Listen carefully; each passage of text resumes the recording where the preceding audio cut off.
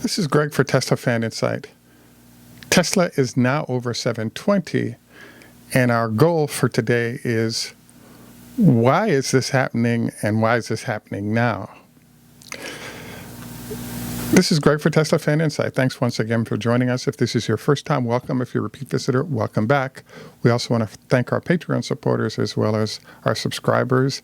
If you enjoy the show, please take time to like and subscribe.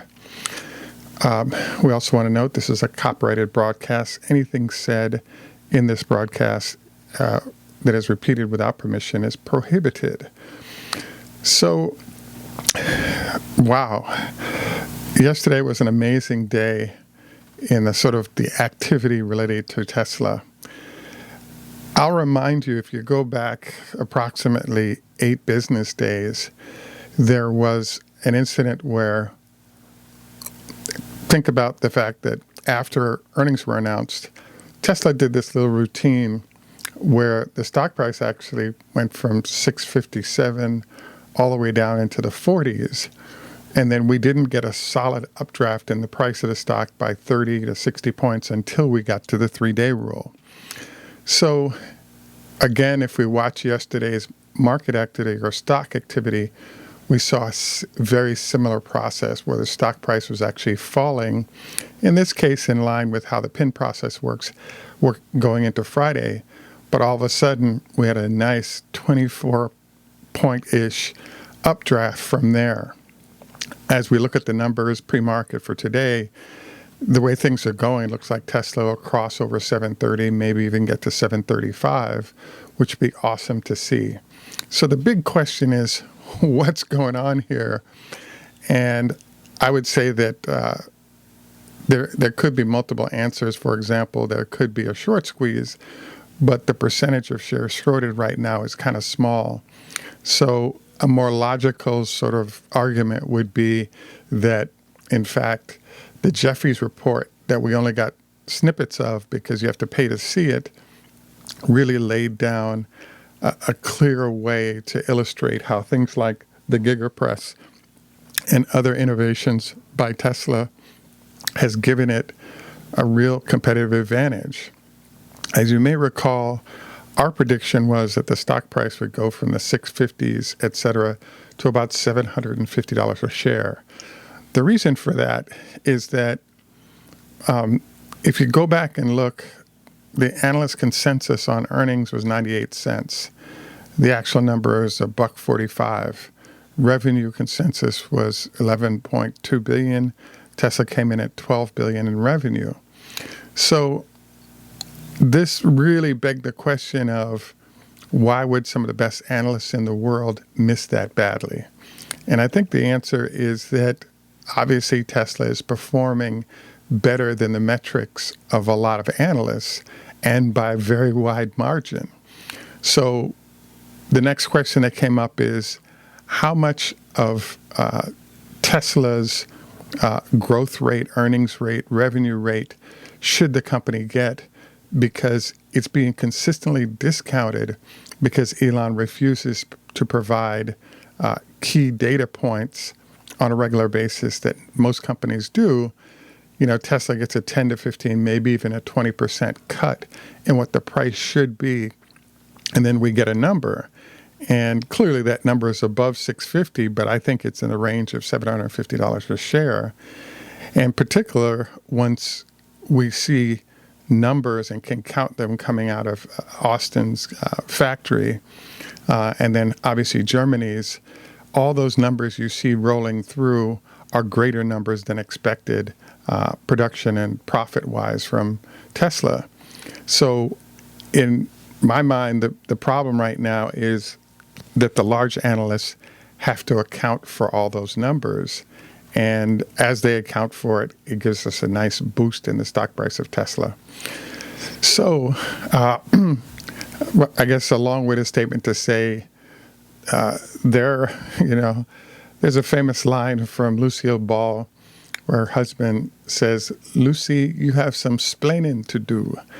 And I believe the splaining to do by the analysts is kind of what's going on in a back and forth between different analysts and the firms that they advise and manage money with. And as this explaining is rolled through, I think the conclusion is clear. Are there flies in the ointment that seem to be lurking? Well, if you think about it, on Wednesday, to help set up the pin, there was a regurgitation of the suggestion that China is actually seeing fewer Tesla sales. But then we had Electrek and others the next day remind everybody that China has made a transition from being a production facility that only services primarily China to kind of a regional hub for cars being produced. So, for example, as we've discussed numerous times, the folks in Korea now offer a $17,000 incentive on EVs, which is greater than what they're offering in China right now. So as a result, you have all these cars now being sold, not only in China, but spreading out throughout that region. So I think this creates a really great situation for those who are Tesla investors, in that as the marketplace recognizes the strength of the company and has a lot of different ways they can confirm it in terms of seeing the number of trucks leaving factories, what the earnings were, what the soon-to-be new factories are going to do to all those numbers. There's just too much evidence that's rolling in that positively shows where Tesla is headed for the company not to get its due currently. The final piece that lurks, that's a problem in the business, if you will, is that there's a process that people go through, which is when you value a company, you clearly have to look at, well, what's the growth rate? Do you anticipate that growth rate being the same or increasing? Obviously, Tesla's is increasing. Third problem is, where else can we put this money if we don't put it into Tesla? And the answer to that is that what tends to happen when we have a market this high is that the money managers who get capital in at the beginning of each month have to choose what companies they're going to invest in. And so one of the sort of concepts that's lurking is obviously value investing. So when you pay for earnings, are you paying at a discount at the earnings level or above? And it's my belief that as the market sort of keeps pulling into the bull market territory, they're having a problem right now, which is Tesla is becoming such a discounted against their growth rate entity that the money manager are being hard-pressed to avoid Tesla, even if they kind of don't like what Elon does in terms of how he manages the relationship between them and the marketplace. So I just believe that right now, Tesla is getting its due. I'd have to say that I still cannot believe that Tesla getting its due is occurring at a time when we normally would have a pin where market makers make huge amounts of money, sort of wiping out people's call options primarily, but even put options as well. So as we had shared early in the week, I felt the number was between 725 and 730. If in fact Tesla got above that sort of sweet spot, it'd be very difficult for the pin folks to get the stock to drop all the way back to 700. And it looks like, surprisingly, the catalyst from Analyst upgrades is giving sort of cover for large institutions to put a lot of capital to work at Tesla and therefore pushing the stock price up. For those of you who are tracking it, from what we've seen, the pin process has been about a 90% successful one for the market makers to sort of hold the stock back. So it's stunning to see it accelerate, particularly before Monday, when it's usually the day that the pins are released. And that brings up an interesting question, because if in fact we're seeing this kind of strength on a Friday when the stock is to some extent being restrained, I think that Monday actually could end up being even stronger than we saw today, is on the table as a possibility. So the question is, well, like, what next and on what time frame? Again, I really believe that sometime in the next week, maybe two, it's going to be acknowledged that you can see inventories of vehicles starting to be accumulated, both in Germany and at the Gigafactory in Austin. And as we see those vehicles out there and drones and other things are confirming what that production rate is, I think things are going to get really exciting. And then we get into mid-September, maybe late September, and then we have scale production in that, 3,000 to 5,000 per week per building. And so you have to add up all those cars, multiply them by 60 grand, and that'll be the beat of revenue and earnings that we can expect from Tesla. So I think that, could the ramp happen faster than that? I would say end of August is still a real possibility, because that's 2 months of production testing and training that's been going on in order to get these machines from the Gigapress of IDRA working and giving Tesla a competitive advantage in terms of ways to reduce their overall costs and at the same time increase productivity. So congratulations to the folks at Tesla, and we look forward to a really nice day for the stock today, which is the 13th of August, 2021. This is Greg for Teslafaninsight.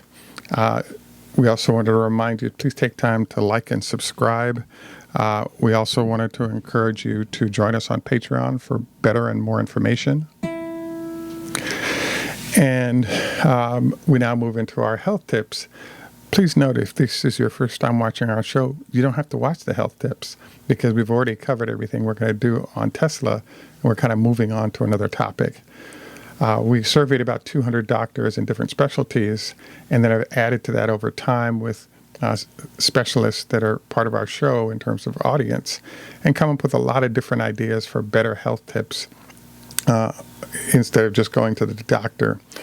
Today, I've been covering core training for a long time, for the last few weeks, because I've been sort of learning how to do it better and implementing, and have found it makes a huge difference in terms of back pain, etc. Also wanted to encourage you to consider no more than a salad prior to lovemaking as a way to reduce the amount of blood flow to the stomach, increasing it to other parts of the body. We also wanted to encourage you to consider no more than once a week fried foods as a way to reduce the chance of type 2 diabetes sort of popping up for you.